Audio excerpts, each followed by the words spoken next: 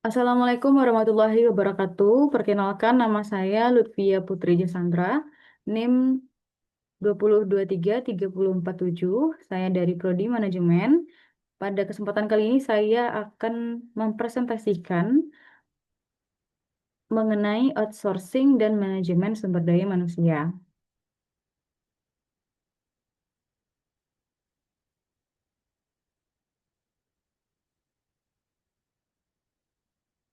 Adapun tujuan dari presentasi ini adalah untuk memahami tren outsourcing, khususnya dalam konteks internasional. Selain itu, saya juga akan membahas efek biaya dan manfaatnya, serta tantangan khusus yang dihadapi oleh perusahaan multinasional. Outsourcing terus meningkat dalam beberapa tahun terakhir. Peningkatan ini terlihat dari semakin luasnya skala, cakupan, dan wilayah yang terlibat. Kemajuan teknologi informasi dan transportasi juga sangat berperan karena mempermudah pemantauan dan pengiriman layanan. Selain itu, perusahaan juga terdorong melakukan outsourcing karena ini menekan biaya dan fokus pada aktivitas inti saja. Namun, ada tren yang terbaru, yaitu outsourcing, insourcing, yaitu perusahaan yang kembali mengambil alih fungsi yang sebelumnya dialihdayakan karena menyadari risiko, seperti penurunan kualitas dan pemanfaatan biaya yang tidak sesuai dengan harapan.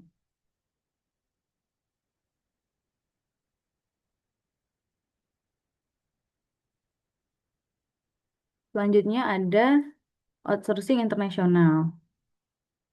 Outsourcing internasional atau disebut dengan offshoring adalah ketika kegiatan perusahaan harus dialihkan ke luar negeri. Ada dua jenis. Yang pertama ada nearshoring, yaitu ke negara tetangga, dan farshoring, yaitu ke negara yang lebih jauh dari negara tetangga.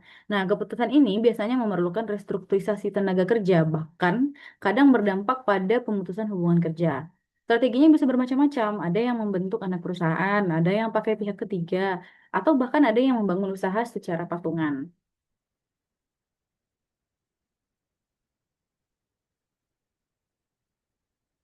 Selanjutnya ada efek biaya dan manfaat.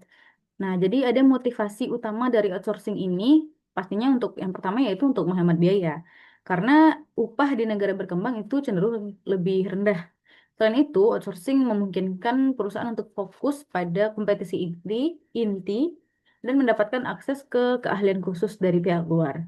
Namun, di balik adanya motivasi utama tersebut ada juga resikonya, yaitu kualitas yang bisa menurun, munculnya biaya tersembunyi, atau perusahaan mungkin bisa kehilangan kendali atas proses dan moral karyawan bisa turun karena adanya ketidakpastian kerja. Selanjutnya kita akan membahas tentang tantangan perusahaan multinasional. Jadi perusahaan multinasional menghadapi tantangan besar dalam mengelola outsourcing lintas negara. Nah, beberapa di antaranya adalah biaya koordinasi, perbedaan budaya kerja, dan masalah hukum ketenagakerjaan yang ada di setiap negaranya. Jadi manajemen SDM itu harus menyesuaikan desain kerja, pengembangan keterampilan, sampai sistem penilaian kerja agar tetap efektif di beberapa wilayah.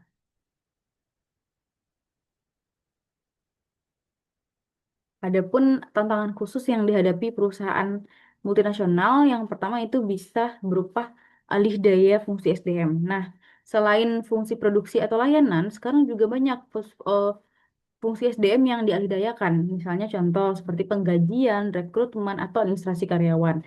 Nah, keuntungannya tadi itu bisa menekan biaya dan meningkatkan efisiensi.